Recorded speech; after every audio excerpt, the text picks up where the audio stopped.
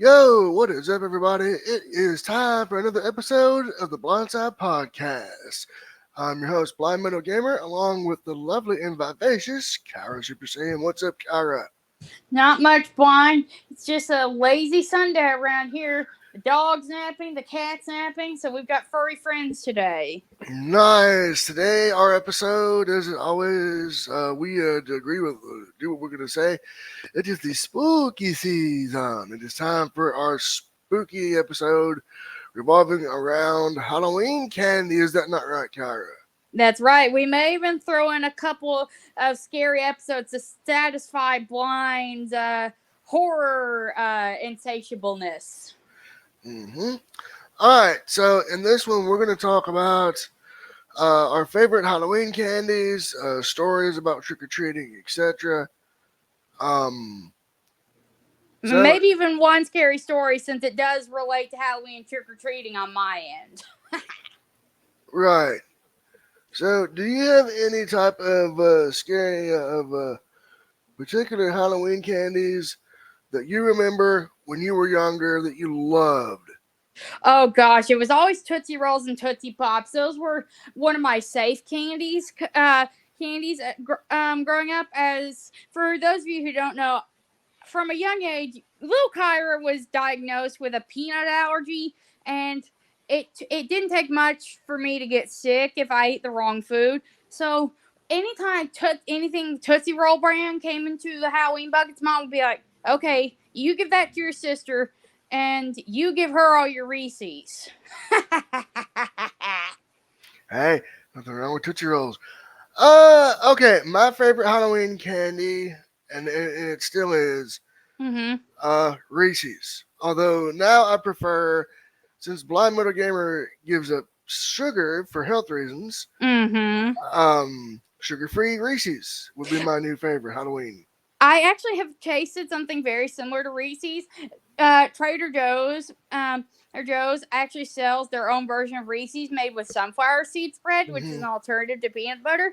Mm-hmm. First time I tasted one from Trader Joe's, I'm like, "Am I eating the right food? This tastes like peanut butter."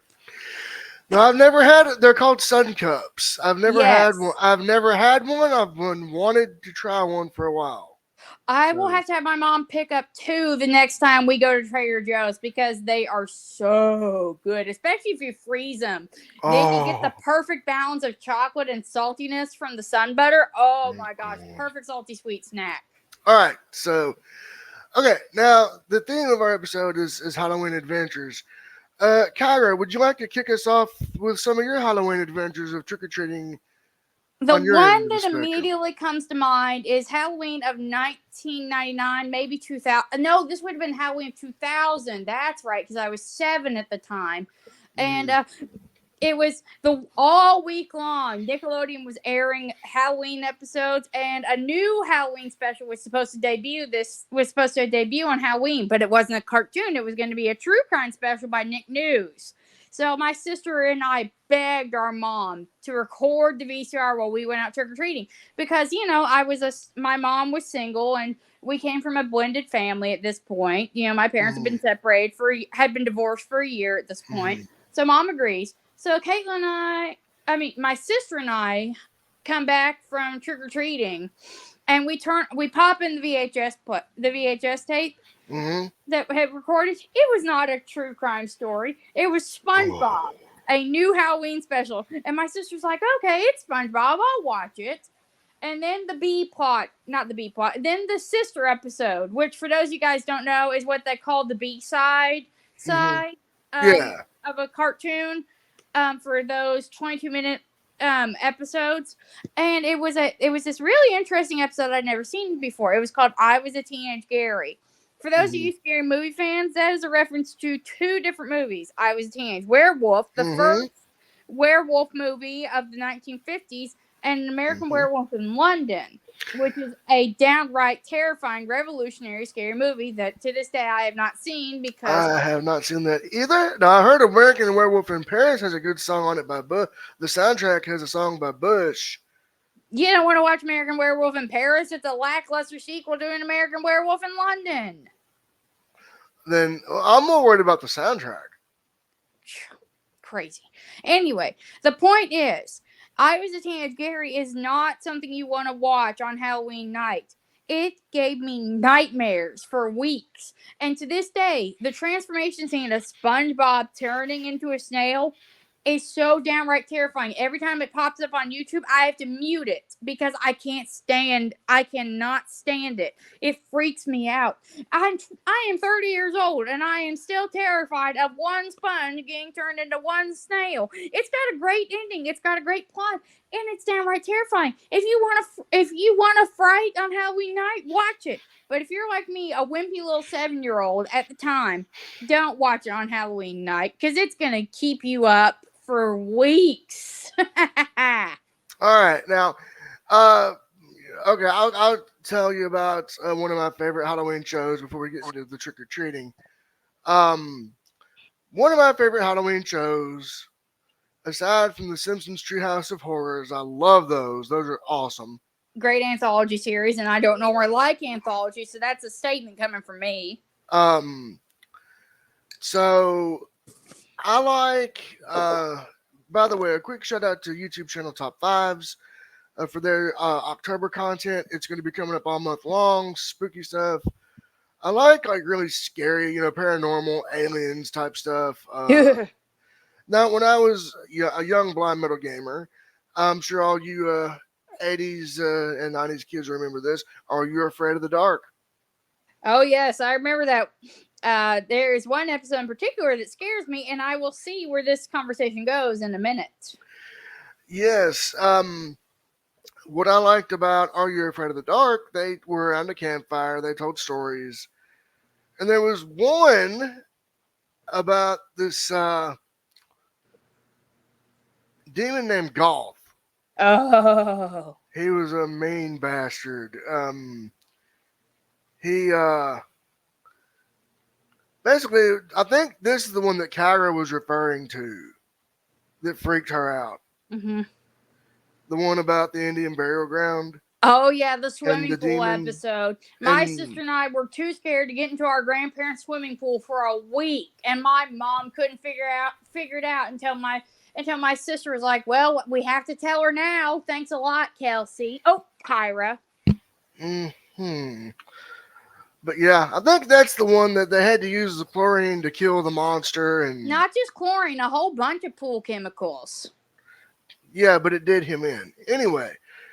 Okay, back to trick or treating and to Halloween candy and sweets. Mm-hmm. Do you have any trick or treat stories about like going around the neighborhood, and what it was like for you? Halloween was always interesting because by the time I was old enough to remember trick or treating, my parents were already divorced. I remember one year my grandparents tried to hand out candy, but my neighborhood that I grew up in was not very popular with trick or treaters. So you'd have to go into the other subdivisions that surrounded my neighborhood to go trick or treating to get your haul candy. So every year we'd go to my grandparents first because they were right next door, Mm-hmm. and get our candy from them. Mm-hmm. Then we'd turn on the front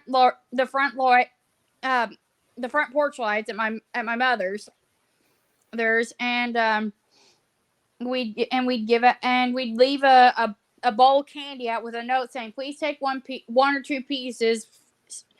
Because there was nobody around to answer the door at our house because single mom, taking two kids out trick or treat. Well, usually three kids out trick or treating because my cousin would always come with us. And so, we'd always have the three of us would always have these interesting costumes. My cousin was a skeleton, wore the same skeleton costume 3 years in a row until he outgrew it. Then he upgraded to this very creepy monster mask. It was like this skeleton with bug eyes, and it was that looked like it was out of the 1800s or something. It was very interesting. It freaked me out. And at the end, before the night ended, we would always drive over to my dad's house where my stepmother would always be dressed up and have this gigantic cauldron filled to the brim with Halloween goodie bags. She'd always set aside a special bag for me filled with safe candies for me to eat. Mm-hmm. And so, Halloween usually involved at least 4 neighborhoods because there were three in particular you could walk about in my mom's Mm-hmm. neighborhood. And then we'd go over to my dad's and walk his street for a while. Dad would be like, my mom and dad would sometimes get into arguments about whether my sister and I could go walk his neighborhood and go trick or treating there too. And that would Mm-hmm. usually lead to a bunch of protests between me and my sister. So my mom would usually lament and be like, "All Mm-hmm. right," for at least half an hour. So we usually, Mm-hmm. by the end of the night, we'd usually hit up at least 6 neighborhoods, which was pretty good. And we'd have our buckets would. I cannot remember a single year our buckets were not filled to the brim with candy. Hey, you have plenty of snacks for the holiday for the cold weather coming up, and Oh no, no! My sister and I were candy hounds. Our candy would be gone within days. oh no. Now for me, blind metal gamer, when I was Wait, young. I didn't get to finish. There's one last Sorry. thing. And then the Halloween always ended by my sister and I going into my mom's kitchen, sitting in front of the washer and dryer, and because our laundry room was also our kitchen. And we dump out the candy. Mom would be like, "All right, you girls trade what candies you don't want and can't eat to each other." So that's how Halloween always ended. And Mom would occasionally take stuff for herself, but that was usually because it was something neither my sister or myself wanted, and it would often be something I couldn't eat because it was handmade. Hey, but hey, she had to get hers in too. So, It was usually and dark chocolate that my sister and I didn't care for when we were kids. uh, okay, so on my end of the spectrum, as far as trick or treating, from a Mm-hmm. blind child's perspective, a younger blind metal gamer, I remember about the same situation. You know, we're a little different. I went to the school for the blind, and I lived there, so we had activities on campus for Halloween. We would all dress up, and they would have haunted houses for us, and apple bobbing, and I remember that kind of stuff from when I was in trade school. I remember when one year they took everybody trick or treating, right? Right? And we're all thinking, yeah, Halloween candy. We didn't No. get to eat that too quick. There was a catch. They took the candy to be X-rayed for unsafe materials, and we didn't get it back. Oh, jeez. I'm That's like, just that's just the adult way of saying you don't get the candy, we do. yeah. They got to basically. I think it was a show about candy safety or something. I don't know, Well, to be but fair, I did see on the news one year that where this woman in our state, a few towns mm, away, found a sewing needle in her child's Hershey bar. yeah, you got to be careful. So definitely got to be careful about that. And as for I would go home on the weekends that they would have trick or treating in my hometown Uh for huh. Halloween, and I would hit up the neighborhood, and just my bucket too would be filled to the brim with candy. Yeah, I actually had two Halloween buckets growing up. I had a purple one at Dad's and a traditional orange one at Mom's.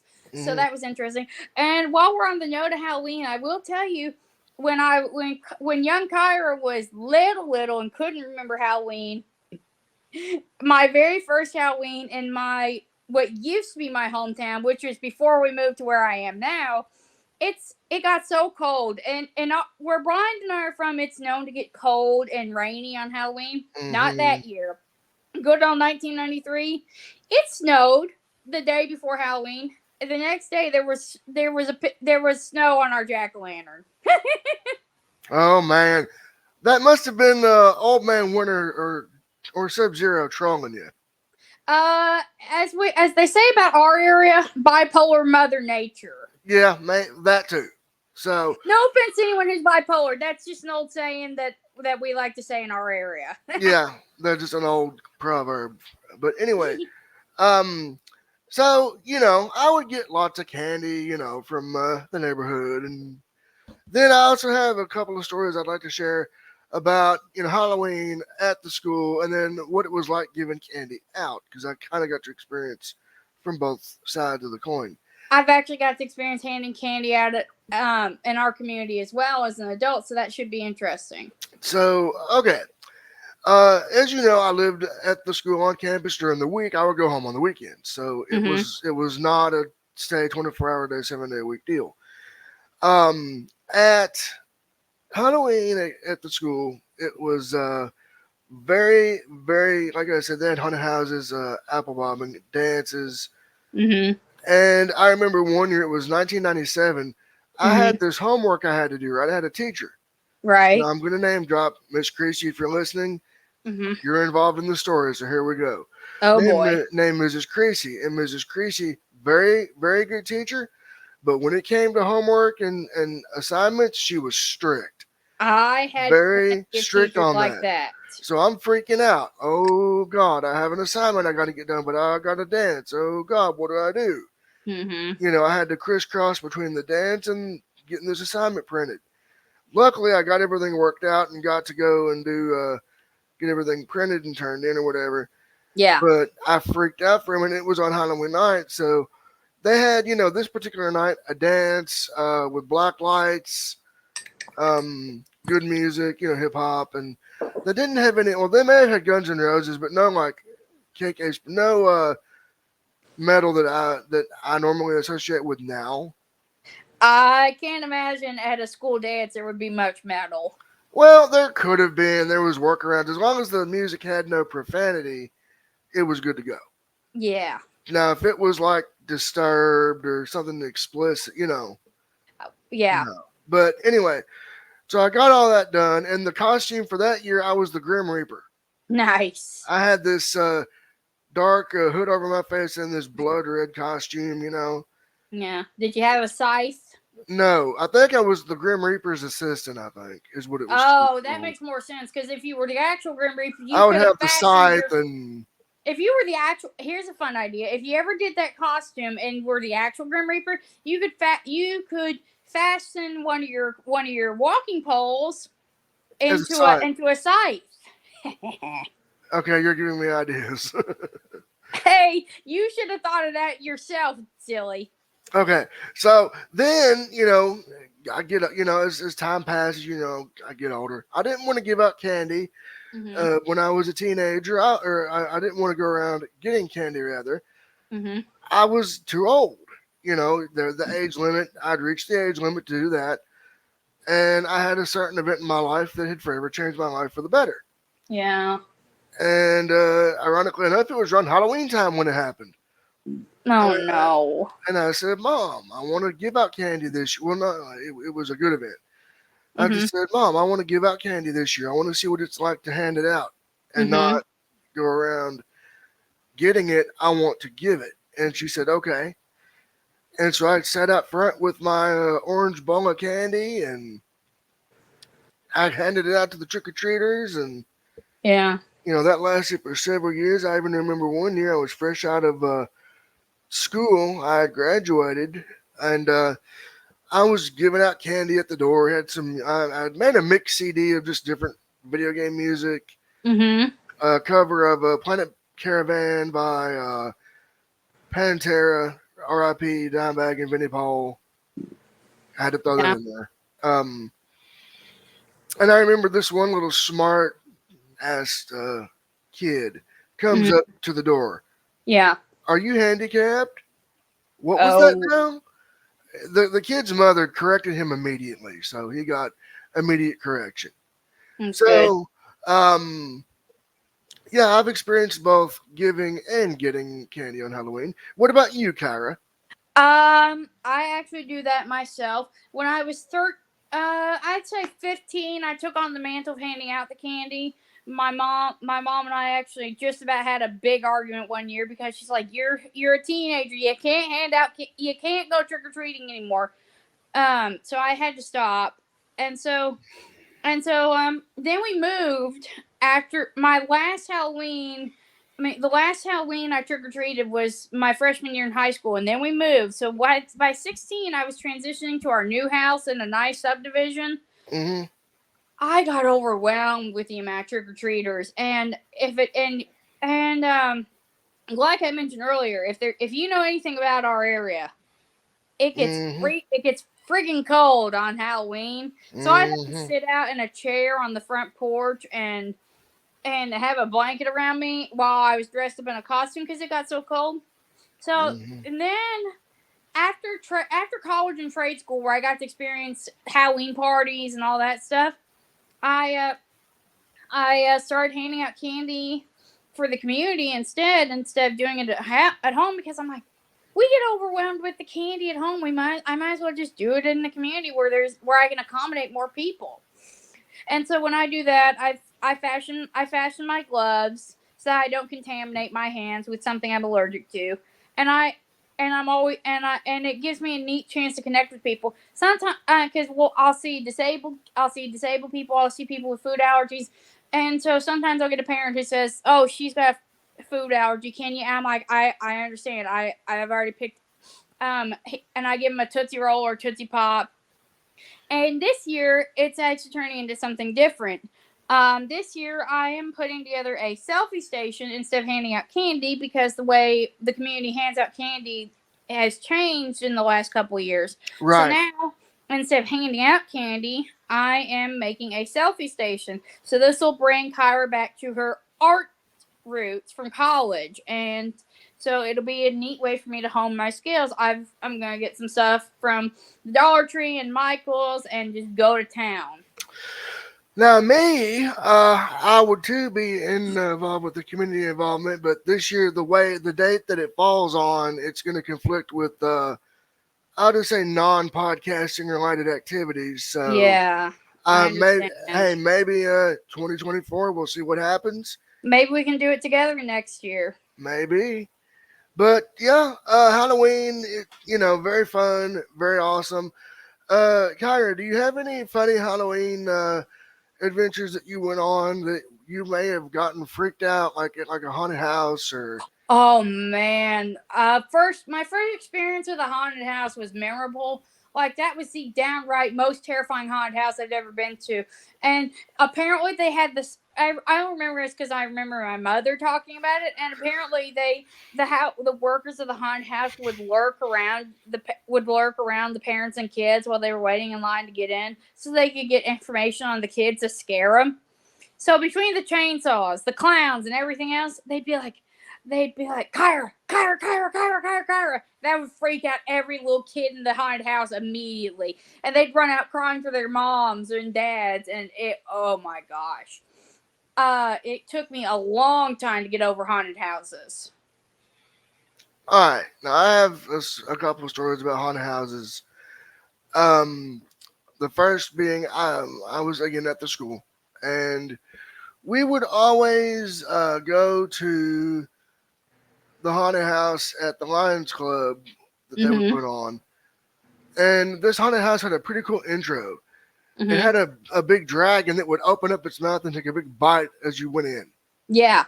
And there were years I couldn't go through it because it would freak me out. The one year I went through the whole thing, Mm-hmm. they were all praised, yeah, good job. And then we had haunted houses at the school, like out by the woods. We had like a We had them in trade school too. They'd set up the gymnasium for haunted mhm. houses. That's what got me over haunted houses was trade school. So we did that. And one year, it was my junior. It was right before I left. We Mm-hmm. had a haunted house in the recreation building for all the other, dorms to go through. Mm-hmm. And I remember the guide was dressed up as a daisy. Yeah. And by the way, shout out to Stephanie Brown Davis. She was the guide that year. Oh. Yep. And I was the scary monster that would pop out and, "Rah!" like Oh, that. jeez. And I scared the, you know, little kids. It was all in fun. Going back to scary media, I also remember this was not a Halloween, but this is on topic. Um, Blind did not watch this show because Are You Afraid of the Dark was inferior. Goosebumps was gaining popularity on TV when I was a kid. They would show Hmm. reruns of it on Cartoon Network at Halloween every year. Hmm. So one year, when I was in the after school program sponsored by our local YMCA, which unfortunately is now defunct. Thanks a lot, city government. Sorry, that's a tirade. Hmm. And so one night they showed us a scary Goosebumps episode, and I had seen a couple of them. I thought, okay, this can't be that bad, right? No, it was bad. It was a two-parter called Night of the Living Dummy 3. And for those of you who've seen that episode, you'll know why I got so freaked out. We got through the first half, and I go up to the counselor who's in charge of us that day, and I said, Mr. So-and-so, I can't finish this episode. I'm freaked out. The next week, we got Scooby-Doo, and I'm like, why are you watching Scooby-Doo? What happened to Goosebumps? Let's just say your old girl Kyra got so freaked out that they had to blacklist Goosebumps for the remainder of the year for all the kids, not just the little kids, but the big kids like me too. Wow. I And remember. and here's the kicker: last year, this past March at Comic Con, I met the voice actor for Slappy the Dummy, me from Goosebumps, and I tell who has an uncanny resemblance to the dummy. They apparently used his face to make the dummy, Mhm. which is creepy as heck.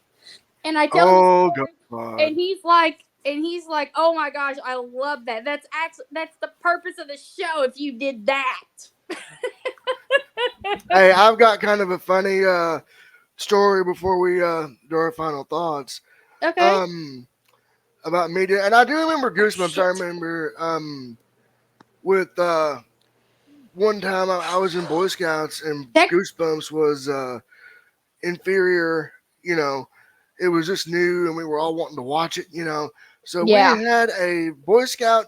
It was supposed to be a Boy Scout meeting, and what do? We watched Goosebumps. Yeah. Um, Good times. Those are the KSB good times. Yeah. That which I'm gonna get back with my partner on those at some point. We just got to figure out when to get in here and record them. Yeah. But yeah, I remember a lot of great times and great experiences. Yeah, but I'll never forget though that one "Are You Afraid of the Dark" episode. That Mhm.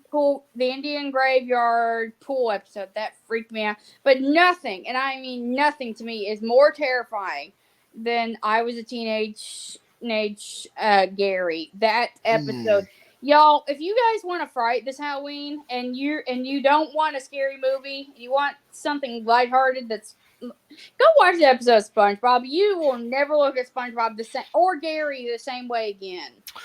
All right, if you all remind if you want a frightening show, The Simpsons Treehouse of Horror is not really frightening, but it's more. It's good to watch. It's also top fives all October long is going to be having paranormal content. You got to name your favorite Treehouse of Horror though, so that people know where to All right, start off with. start off with the very first one. The one oh yes, the Yep. Lisa's retelling of the Raven is the Mhm. highlight of that Mhm. episode. I Mhm. actually need to catch up on. I'm actually on season 18 of The Simpsons as we speak. And every October I go into Disney Plus and I Mhm. rewatch all the Treehouse of Horrors in order until I'm at the current season. It's awesome. Nice. I'm gonna be as far as Netflix for you Netflix folks. I would say the Unexplained. Yeah. They just launched a new documentary series about UFOs. And as much as I hate saying this, because I would not recommend this to anyone, but if you want something that'll chill your spine indefinitely, the Dahmer series, as inaccurate as it can be, Yeah, will Dahmer freak is you out. it is And insane.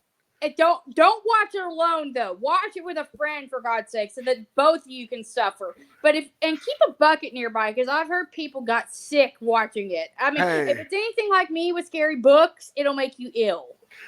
let me let you on a little secret, Kyra.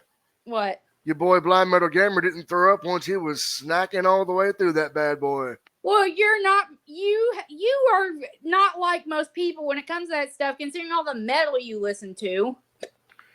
But to be serious, uh Dahmer, it's a good show on Netflix. If you use the audio description, you get a lot more out of it. Yeah, For those who are blind or visually impaired, yeah. you'll get a lot more out of it with the audio. But yeah, those are some good shows for you to watch on Netflix or Disney Plus or And I almost YouTube. forgot a good movie, which is something I mentioned earlier. American Werewolf in London Yes. revolutionized the scary movie industry before, and it's not as freaky as The Exorcist, so, which is also good, but also those are also two movies that your girl Kyra has blacklisted because Kyra's a big chicken. All right. Now, two good Halloween movies that I would pick, that I would recommend would be.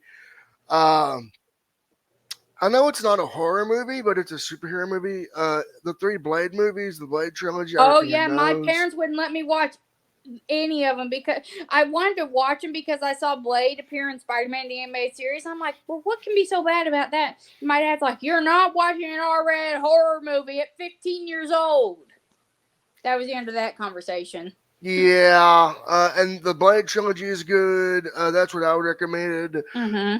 And then as far as the gaming aspect, Silent Hill 2 is I would definitely recommend for playing. Castlevania, any Castlevania game I'm playing, Wolfenstein yeah, 3D. Wolfenstein, Doom, the new Dooms, The original Mortal Kombat, the SNES edition, because as you guys know, that's the gory version. Mortal Kombat 1 that just came out not too long ago, just last month. Grabbed by the Ghoulies for the original Xbox. Interesting zombie apocalypse film. Got one heck of an ending. It's mostly easy to play, but it's got some levels that are gonna make you throw your controller against the wall. And my final recommendation for Halloween related games would be any good horror game that's out there. I would say the Amnesia I games. still got to go Silent Hill 2. That game is revolutionary. Oh, you know they're remaking that, right? I'm not. They've already done the first Silent Hill, so they're working on the original trilogy. They're remaking Silent Hill 2. Yeah, go with that. And any of the games that we suggested would be good for Halloween plays or movies that we want. Another one. It's challenging, and you're gonna scream at your TV the whole time. Mhm. Toonenstein, which is a Tiny Toons Adventure Elvira spinoff. No, Elmira. I said the wrong name. Elmira, yeah. But it's so creepy and it makes you want to puke the whole time. But it's geared for little kids. It's hilariously stupid and insanely difficult. I would say one more for me would be the new the Spider-Man games that are out. Those Yeah. because we got Spider-Man 2 coming out. So all right, it's been a pretty good episode, Kyra, wouldn't you say? Yes, it has been, and amazingly enough, we have not woken up the fur pets. No, no, we have not. So, with that being said, do you have any final thoughts before we end our recording today? I just want to say, I forgot to mention, Halloween's especially nostalgic because we celebrated a beloved pet's birthday in my family for almost 14 years. So, if you have Halloween gets me sentimental. So if I get sad this time of year, now people know why. But it's all fun. It's nostalgia. It's fun to relive your childhood, talk about those old memories, and relive your beloved pets. Oh yeah.